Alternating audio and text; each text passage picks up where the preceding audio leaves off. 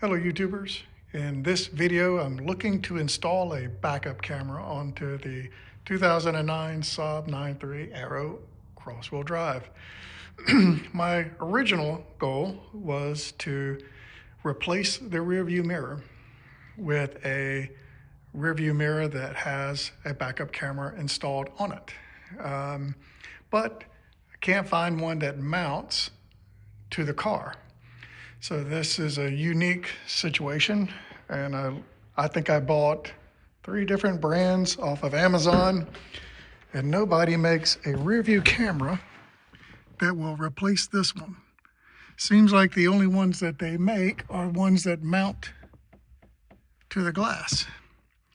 So you can't find one that will replace this whole setup with a new replacement with a backup camera in it. What are my options? Obviously I looked at replacing the mirror. That's no longer an option, so that's out. And then I bought 2 of these. So these are slip-on devices that slip over the existing mirror and will allow me to put in a backup camera, and they come with a backup camera in it. What are the differences? Obviously makes and models, or not makes and models, but different model numbers. The G900 Pro is a 12-inch screen that sits over top of the existing one, and this one is a 10-inch screen, which should be closer to what the factory is. I believe that's a 9-point-something screen mirror, and the 10-inch is not as big and as bulky. At least I'm predicting. I have not opened this. Nobody is sponsoring this video. This is all my money, and I will give you what I think is the true and real assessment of this, whether it will work or whether it will not work. So let's jump into the video.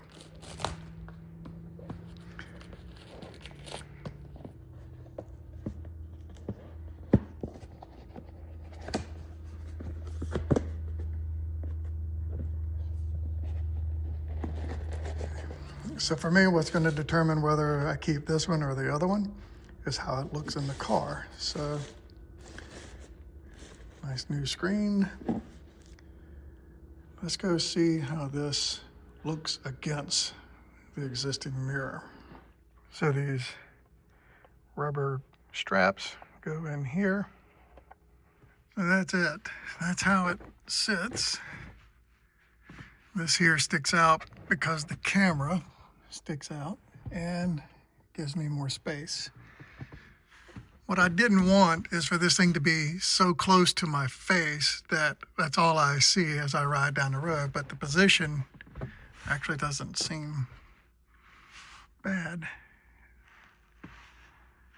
Not that that tells you anything, but it's probably more my view. I'm not that close to it than that.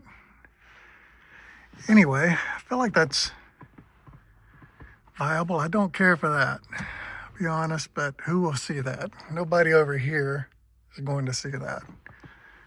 Only I would. I do like the size. So how do I know I like this one better than that one? I don't. I'm gonna have to open that one. It's way bigger. That is way bigger than the other one. I'm not even going to mount that. That is ginormous. It doesn't matter. That's just way too big for this setup. So we're keeping the cheaper one. The factor for me is the camera. The other unit, the Pro unit, had a sleeker looking camera. This one here I am not a fan of. It will sit something like that, facing down obviously, when I'm done. It doesn't look bad, but I want it in the middle. Now that does look bad. So here is this one. See if we can't get it out with one hand. To me, that one looks a little bit more professional. It looks like the one that I installed on the truck. Just take a look at that one. So this truck didn't come with a camera, but that's been on there for 5 years now. And this one probably still mount way up in there. So the more I look at this, the more I think there's no real reason why it can't be in the center. There's a fake handle. This used to work on my 2006 that would lift the tailgate when you push the button. On this car, it doesn't work. It's just a blank plate. But there's no reason why it can't go in the center. So I think I'm going to put it dead in the center. We need to unscrew this. So there should be a bolt right here, right in here, right in here, and right here. Feels like it's a 10mm bolt, and this panel here should lift up. Here are our screws. That we're going for. So the panel should just lift up. Right here is a notch. That should be all we need. Let's push that up. Now does it come up? Yes. All right. So the wiring loom for the plate lights are right here. So we just need to undo. Okay. So let's lift this thing out. Here's our wiring loom, and we're out. Okay, so you can see where I marked my hole. I marked it to one side of the Saab because I'm right-handed, it's easier for me. But we got an approximate location of about where the hole needs to be, and I'm going to make it a little bit bigger than necessary, just in case we need to make some movements one way or the other. So it's not going to be a perfect hole for just this. It's going to have a little bit of leeway so that I can move the camera around as I need to, but I think this is going to work well. So let's get a hole drilled and then we'll fish it through there. So there's our hole. Let's run the wire through the hole. So I can't hold it straight, but that's approximately where it's going to go. It's going to look like that. So let's get this thing buttoned down. One thing to note is that there is a cavity in the back. I am going to put some sort of shim or spacer back there. Okay, that's it. She's in. It took 2 of those barrel sleeves things that I had, aluminum. I just wedged in there and bolted in the back. So that's as good as it's going to get with what I have to improvise with. It ain't going nowhere. All right, so let's run our wires back through the truck. Okay, the wires are fished through. Now we just need to line up our holes.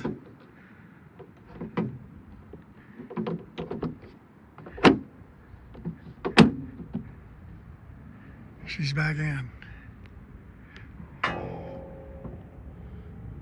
And it will eventually look factory. Let's put back in our 10mm bolts. So I got the wiring ran and I've got it going through here. But now we've made our connection into the chassis of the car. All this will get hidden later. We got our chassis of the car. We got our connection made to the original wiring kit that goes to the front of the car. But this red wire needs to go back up the body, or back up this piece here. And we need to tap into the reverse light bulb right there. So we're going to take this, actually, don't even have to take the fixture out. We got our wiring here, and I just need to find out which one activates it. So the first wire here is the reverse bulb. So what we're going to do is connect our Posi-Tap to here, and then make our connection to there. So let me show you how that's done. First thing we want to do, I can't get this phone to focus. This is like take 4. Anyway, this wire here needs to be put into the bottom tube. We take the tube and we insert it over the wire. We take this end that we just unscrewed and we're going to crush the two together by screwing it in. So this is nice and tight. So next thing we want to do is we want to undo the gray end and we're going to put it around the black wire. Now we're just going to screw this onto that and it's going to pierce the wire with the sharp end and make our connection. Connection is made.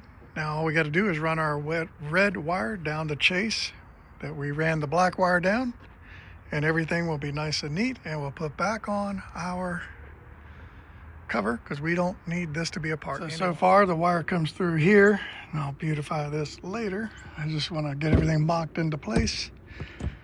Comes into here where I got my junction for my connection to the camera that goes to the front, the wiring kit. I got access to my wires if I need to make adjustments to how the camera is positioned and shown. Everything in there is good. I ran the wire through here, underneath the carpet, through here. It goes down behind the seat, through here, comes behind here, so that it tucks up nice and neat, and it's going right there. And I'm to this point, I'm just going to go continue up the car. Now, as we get to this area here, we're approaching the fuse block, which is where we're going to use our hardwire kit to plug into our fuses. Now we need to find a positive all the time and a switch source. So let's find those now. So the wiring kit that I ordered says it came with a yellow and red and a black, but mine came with all reds. So we're going to find a positive 24 on connection for the battery, and we're going to use the same red connector for the accessories. So let's find our connection. Okay, so I have a hot wire or a connection for our yellow cord, and it's a 15 amp. So we have our connection, nice and neat. Now let's find a switch source. So this one here is our switch source. Our connections are made to the fuse block. Now that our electrical connections are made here, we still don't have our ground, because our ground is connected to our hardwire kit down here with this block.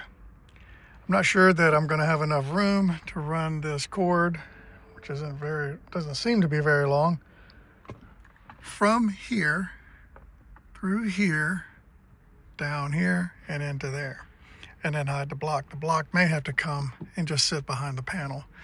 We'll see, but first thing we want to do is let's just get our wires up here, and then we'll roughly know where this block will rest once we're done.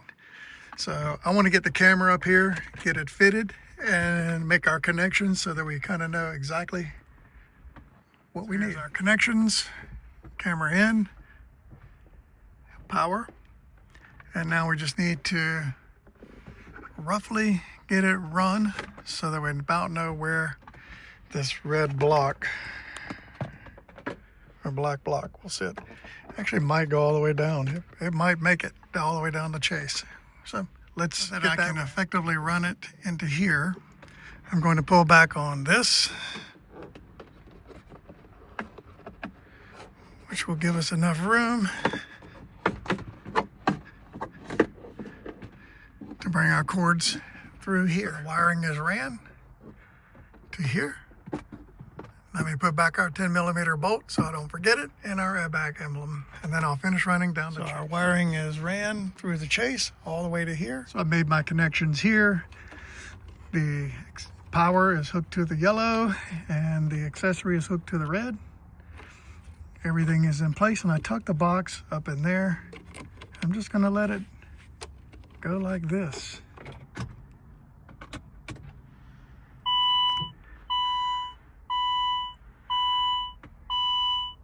It's on.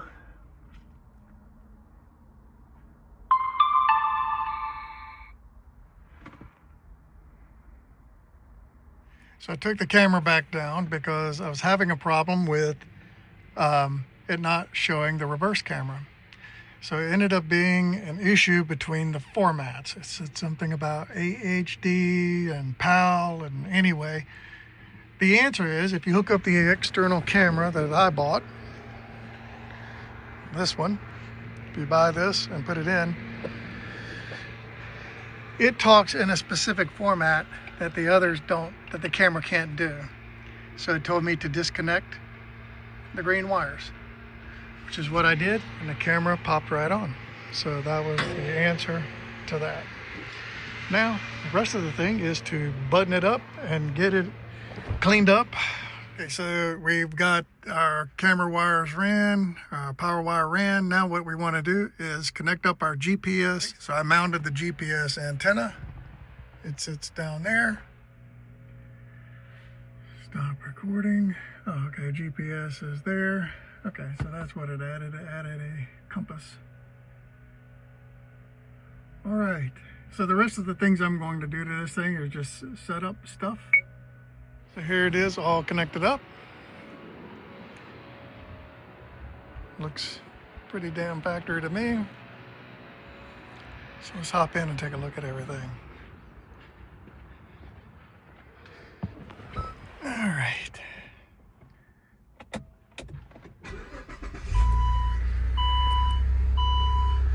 As far as the rear view mirror, it looks regular to me.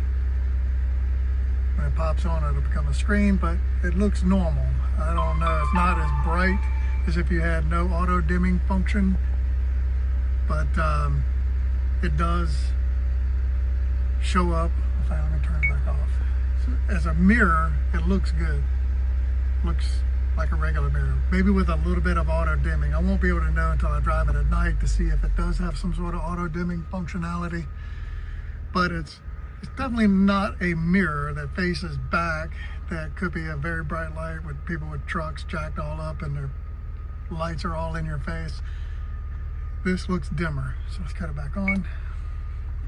Camera's all hooked up. Let's see.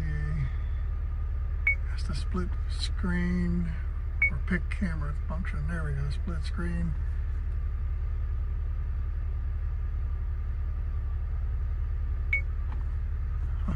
Okay. Stop recording. Go to settings. I want the parking lines, reversing lines. That is not good. All right, so what I normally do to set the parking lines is to find something long and straight, like my driveway goes that way. I'm going to back up, set my line. So as you can see, that's not going to work like that. So I gotta go back in the park, turn off recording, go to settings, reversing lines.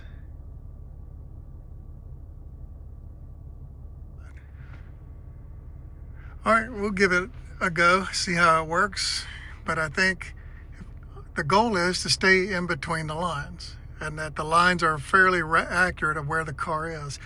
If you cheat to any side, I would cheat that it's wider. That way you won't come in contact with it if you stay in between the lines. All right, we're back in position. One thing to note that I noticed is, notice the camera view here. When I go to put it in reverse, reverse has its own view. So it's a little slightly different.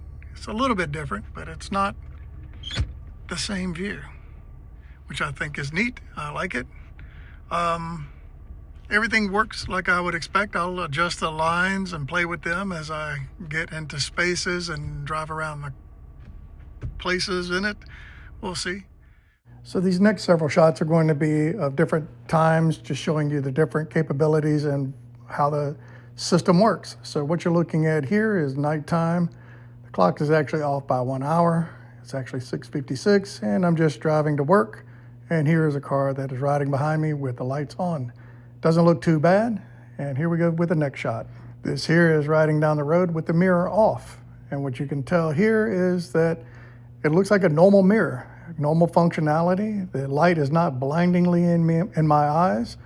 So I think just the functioning of the mirror with the camera or with the LCD screen turned off, everything looks just fine. All right, so what I'm doing here is passing this truck, and what you're going to notice is that as I pass the truck, it looks like it's much further back than what reality is. In reality, as I look over to the mirror, it's much closer than it appears. So here I am in the parking garage. I'm right in the middle.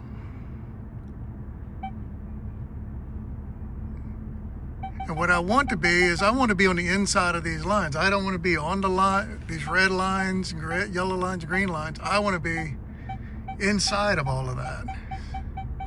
So let's take a look at our lines. I am inside. So that tells me that when I was on the red line, I was to the inside of it, and I gave myself enough room because the line showed I was here. And as long as I was inside the line, I'm not going to hit anything, if this makes sense. Same thing with this. So the function of the screensaver is to turn off the screen and use it as a regular mirror. And I think I like that function because this thing can get a little bit glary with the screen, the glass part of the screen. And when it cuts off, it's as though I can still see through the mirror and into the LCD screen at the same time, which can be distracting. So when it cuts off through the screensaver, I think that works better for me. But I think it's pretty well done. I think it looks well. I think it looks like it could have come this way. Minus these two wires here. I wish they would have plugged in the back, but they don't. But this does not look bad. I think people getting into the car would never know this wasn't supposed to be here. One other thing is how my wiring is ran. I set everything up how I wanted it. You don't have to do it this way. I bought the optional wiring kit that plugs into the fuse block. That was $18, and I bought the optional rear view camera that we're looking through. That was $30, and that's just because I wanted it to look like a factory camera, which I think it does. You don't have to do those things. So I have $100, $110 into the camera, including tax and delivery. You could have done this with $110 if you don't mind the factory the things that came with it. I just wanted mine to look a little cleaner, that's all. So YouTubers, if you like the video, like the video.